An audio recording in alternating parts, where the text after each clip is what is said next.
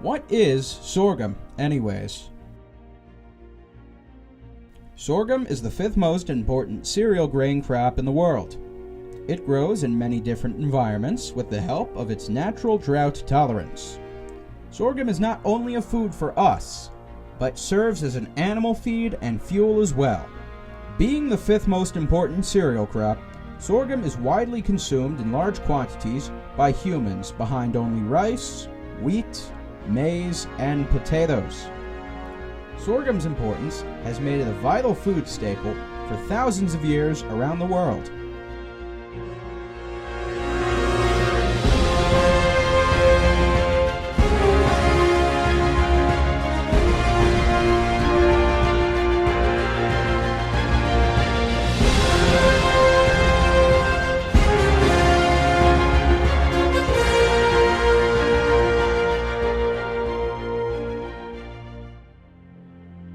It serves as a dietary foundation for over 500 million people in 30 countries. Sorghum has seen a modern resurgence due to its versatility and health benefits. Containing about 75% complex carbohydrate, sorghum is an excellent source of energy. It is also rich in iron, zinc, and B-complex vitamins. Sorghum is also an awesome source for phytochemicals such as phenolic acids, anthocyanins, phytosterols, and polysocyanols. Finally, sorghum is naturally gluten-free. The food fad, gluten-free, has taken over America. Concerned suburban moms and yoga instructors have been avoiding gluten for whatever reason. Now, these gluten-free people can enjoy the delicious treats that they have been missing out on because of sorghum. Sorghum is a wonderful foodstuff that can bring many benefits to our economy and individual health.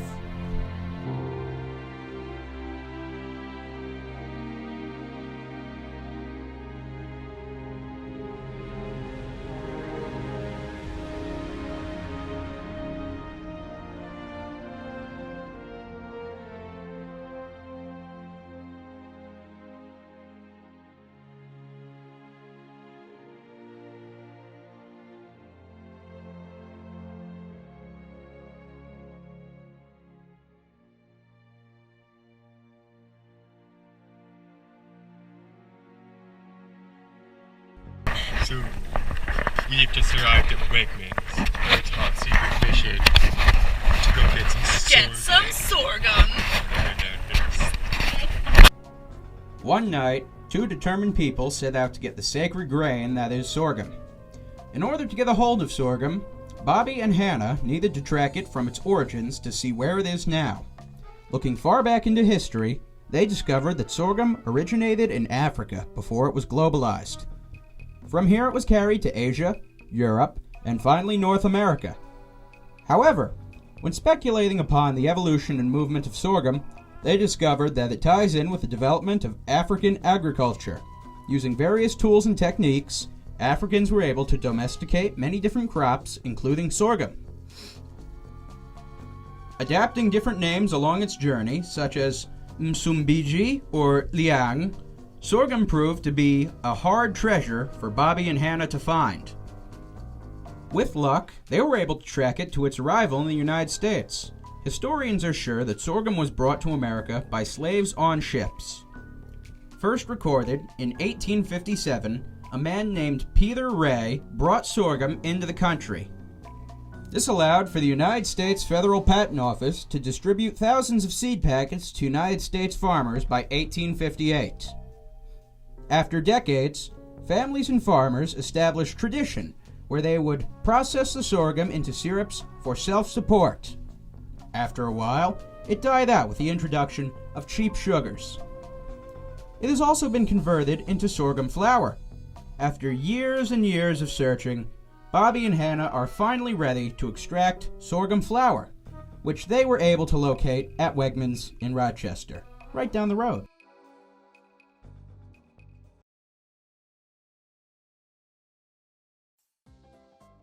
One of the many reasons that sorghum is amazing is its versatility. Available in many forms, sorghum can be consumed in numerous ways. For our dishes, we prepared sorghum as a grain, syrup, and flour. As a grain, sorghum can act as a replacement for rice or noodles. For example, in our stir-fry, we used sorghum instead of noodles or rice.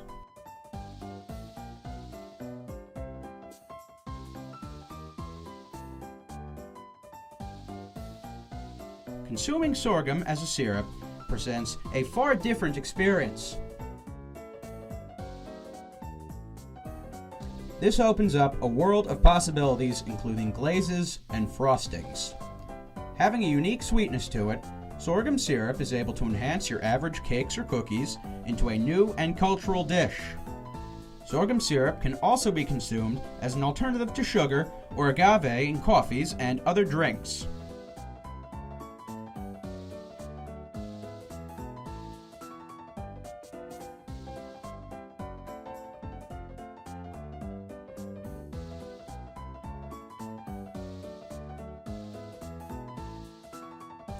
The last of the three main ways to consume sorghum is through a flour.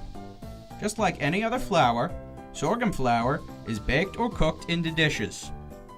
Most flours contain gluten, which unfortunately restricts many people with allergies from eating delicious cakes and cookies. However, since sorghum is naturally gluten-free, sorghum flour is an excellent way to cater to those with gluten allergies.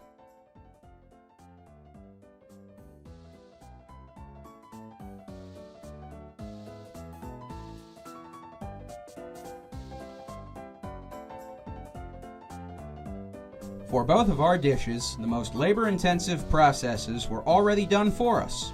Our ingredients were already grown, harvested, and packaged for us. When we needed sorghum in grain and syrup form, it was actually easier for us to order it online. Everything else we needed for our dishes, we were able to buy in local grocery stores. Both of our dishes were simple and relatively easy to make. Both involved boiling the sorghum and adding other ingredients.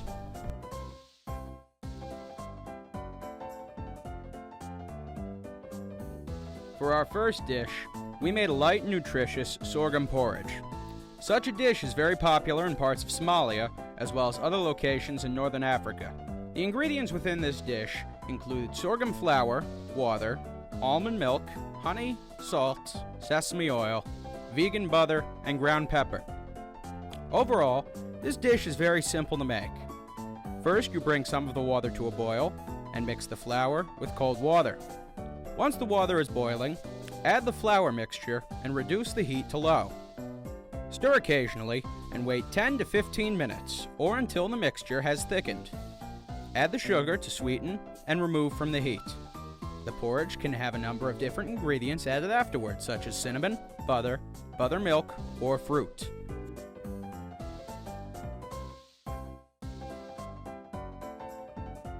For our second meal, we wanted to show what sorghum is often used in today, and so we created a deliciously diverse sorghum stir-fry, along with sorghum soda and the oatmeal raisin and chocolate chip sorghum cookies and sorghum caramel frosting.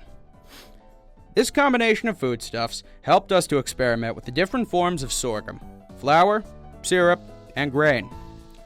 For the sorghum stir-fry, we boiled whole grain sorghum as a base for the dish. Next, we chopped up onions, yams, butternut squash, and eggplant. Next, in a pan with sesame oil and garlic, we added all the ingredients and cooked them to perfection. We did this for a few batches until everything was cooked, and finished the dish off with salt, pepper, and soy sauce. We made an everyday cookie recipe with a gluten-free twist. This included throwing together some sorghum flour, eggs, oatmeal, salt, raisins, choco chips, and some good old sugar into a mixing bowl. Clump them into 1-inch balls and place them onto a non-stick baking sheet. Throw those puppies into the oven for 12 to 15 minutes and voila, cookies. The frosting was as simple as mixing powdered sugar and sorghum syrup until the desired consistency is achieved.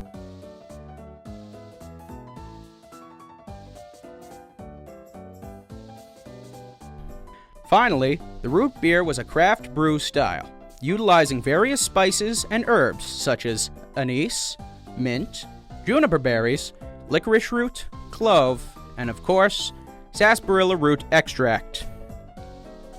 Using sorghum in beverages such as soda and beer has become more popular recently due, of course, to the gluten-free fad.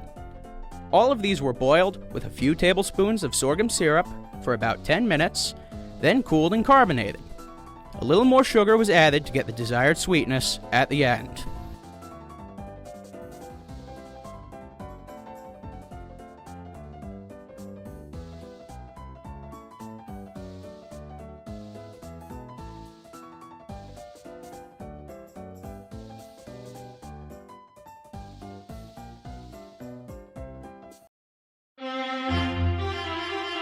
And now,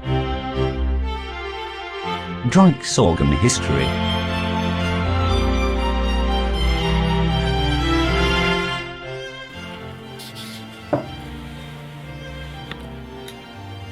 Okay, so we are Team Sorghum, and today we are trying out a sorghum beer. This is Red Bridge gluten-free sorghum beer. This is bottled by the Anheuser-Busch Company, St. Louis, Missouri.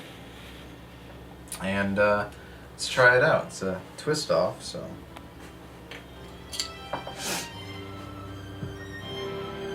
It smells like beer. And I'm noticing there is almost no head forming on this, which is very interesting.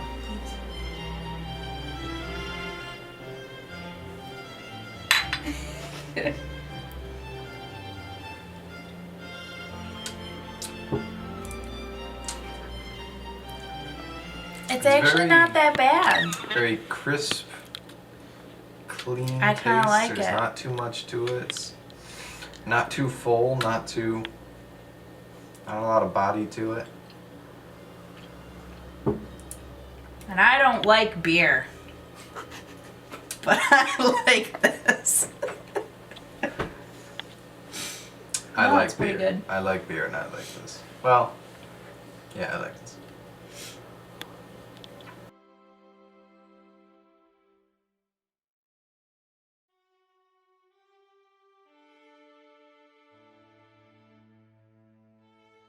It's like, it's a cereal grain, and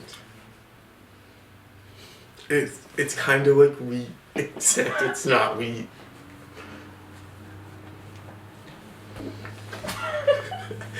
And it grows in Africa. And Kansas. Huh? And Texas. Wait, that's for later though. Sorghum is a cereal grain originating in about Southeast Asia to India. This is gonna be a vegetable.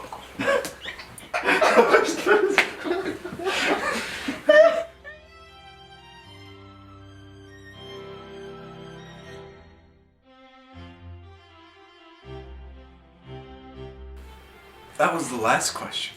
No. Africa and Egypt. That's where it originated. But I don't remember the specifics next question. Africa.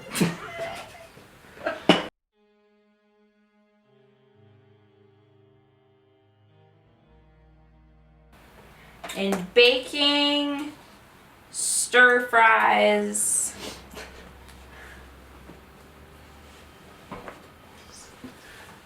Cooking and like no, but seriously, sorghum, it's like a plant, so it can feed people through like cooking and everything, and it's gluten free, so like people with gluten free diets can have all the delicious things they want, but they can't because they're not gluten free. Now they're gluten free because of sorghum. They're at 13%, whereas the United States has per volume the highest number of redheads. What? Of which, Fairlass, you dinna ken. How do you know all that?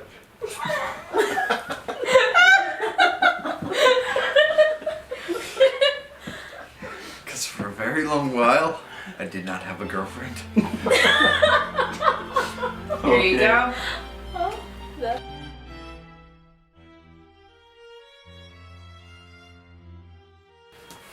Oh yeah, porridge stir fry.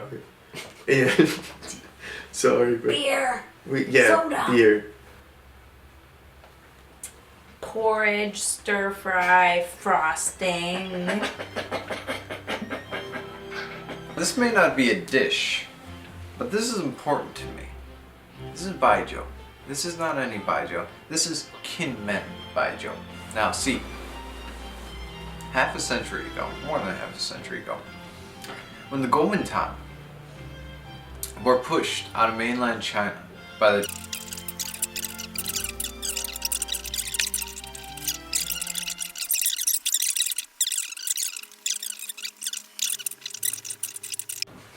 I always found that quote very funny. I shall return to my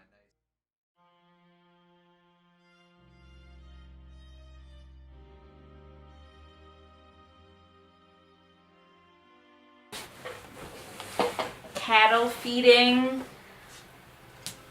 Dog food. I read that.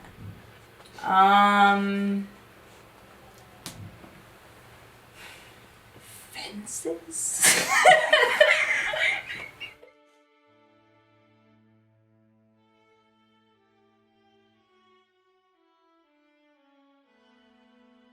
You didn't ask me that. I mean, I'm not gluten free, but I guess that's my favorite thing, gluten free.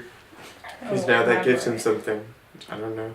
According to some studies, it has been proven to help prevent various forms of cancer.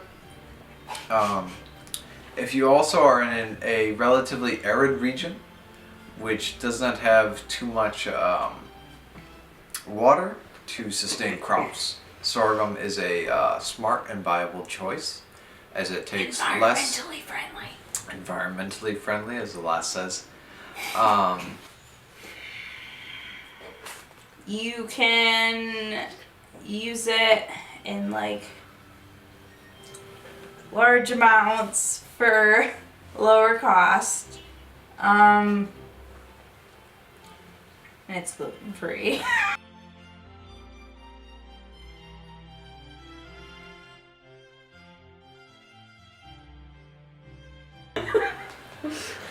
It's gluten free. And the sorghum beer was halfway decent too. So It is very much an interesting experience. When one eats sorghum, they feel like they are interacting with history. And a different way of thought and being that is unlike any that they have ever tried before.